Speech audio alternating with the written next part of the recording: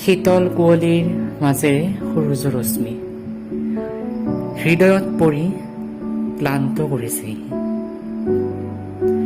তেজস্বী মনৰ হাতৰ পৰশেৰে কণ্টকময় পথৰ সপোনক কোনোবাই কৰি তুলিব পাৰিবনে প্ৰাণময়?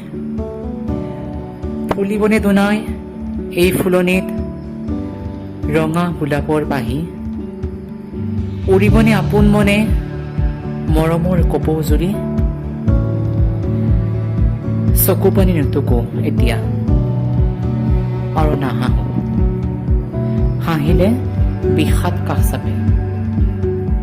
টুকিলে চকু পানী পাহৰণিত সোমাব স্মৃতি। হৃদয়ে আৱেগক আৰু নোৱাৰে সহিব, চকুলো বাগৰে দুচকুৰে নীৰৱে।